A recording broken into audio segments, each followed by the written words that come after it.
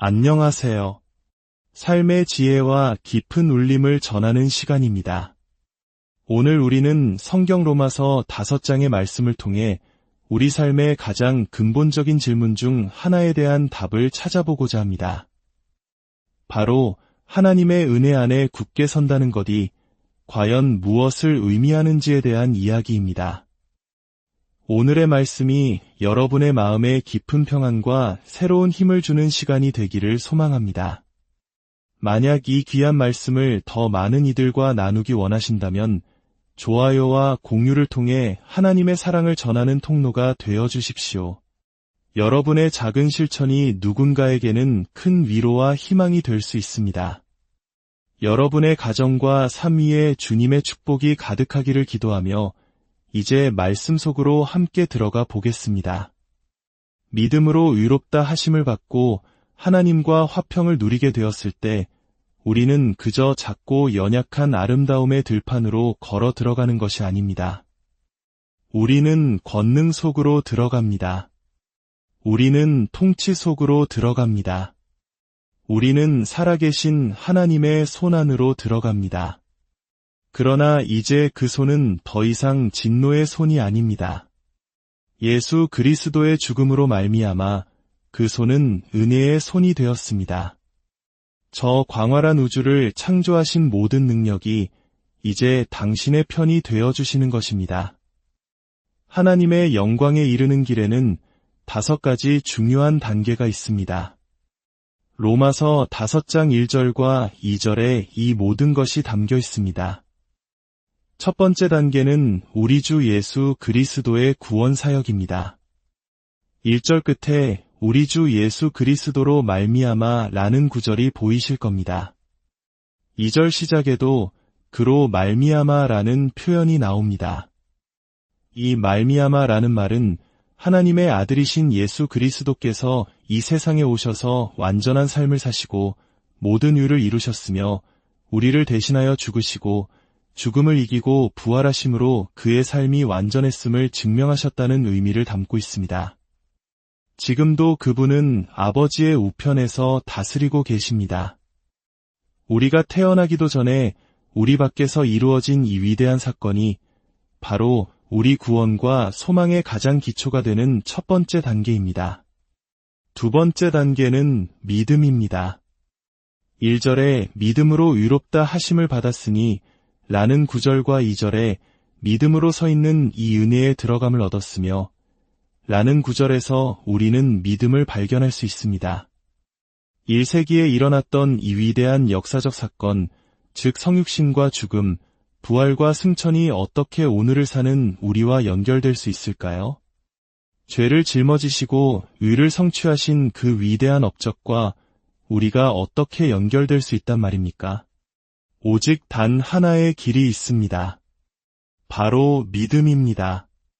그분을 신뢰하고 그분께 기대며 오직 그분 안에서 만족하며 기뻐하는 것입니다. 세 번째 단계는 칭해, 즉 의롭다 하심을 받는 것입니다. 그러므로 우리가 믿음으로 의롭다 하심을 받았으니 우리 주 예수 그리스도로 말미암아 하나님과 화평을 누리자. 첫째로 그리스도께서 무언가를 행하셨고 둘째로 우리가 그것을 믿을 때 셋째로 우리는 의롭다 칭함을 받습니다. 이는 법정에서 무죄를 선고받는 것과 같습니다. 예수님의 삶을 통해 이루신 그 완전한 의가 우리의 계좌로 입금되고 우리의 모든 죄는 그분께로 옮겨집니다. 그분이 우리의 죄책을 짊어지시고 우리는 그분의 의를 옷 입게 됩니다. 그러므로 이제 그리스도 예수 안에 있는 자에게는 결코 정죄함이 없습니다. 이것이 바로 칭의입니다.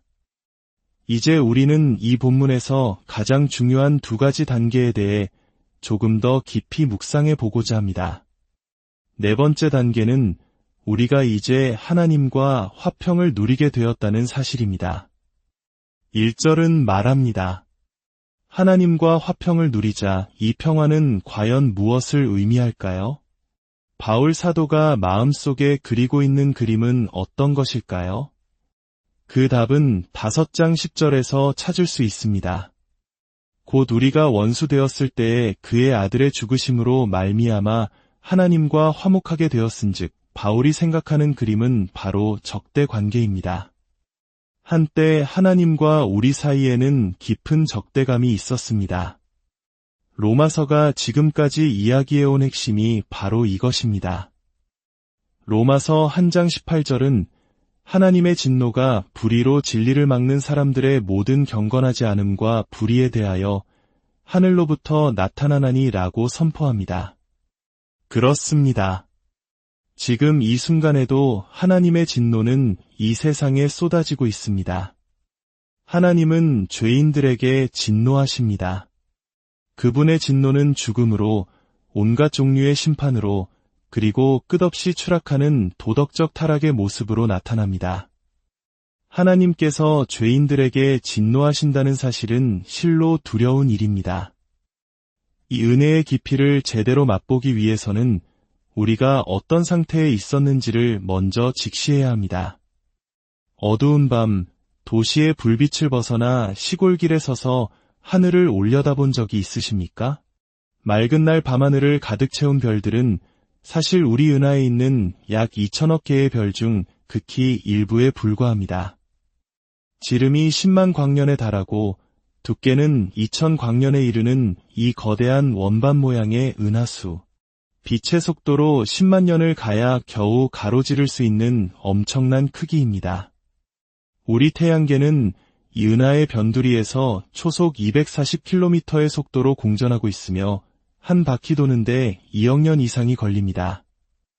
그리고 이런 은하가 우주에는 적어도 1천억 개 이상 존재한다고 합니다.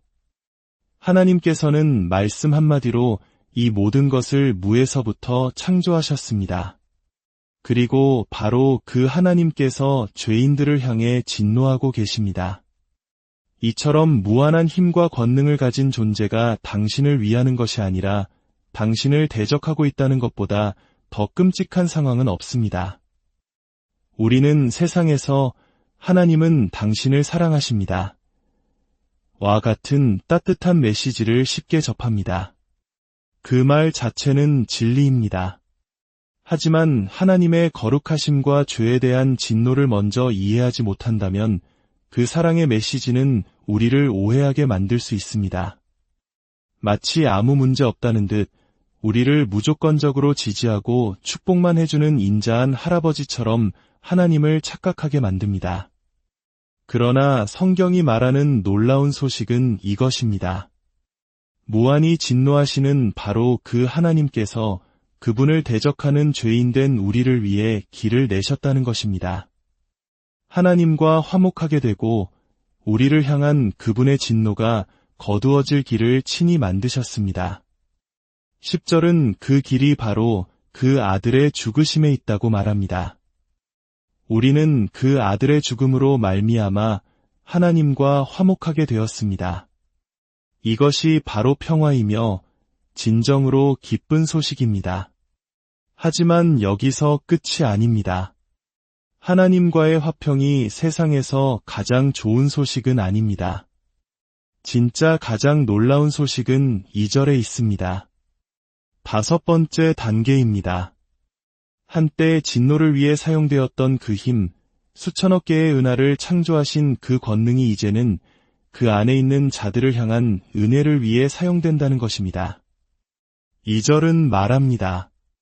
또한 그로 말미암아 우리가 믿음으로 서 있는 이 은혜에 들어감을 얻었으며, 여기서 또한이라는 단어가 매우 중요합니다. 이 단어는 예수 그리스도를 통해 하나님과의 화평을 얻었을 뿐만 아니라 그 이상의 다른 무언가가 있음을 알려줍니다. 우리는 믿음으로 은혜 안에 들어섰고 그 은혜 안에서 굳건히 서 있으며 하나님의 영광을 바라고 즐거워하게 되었습니다.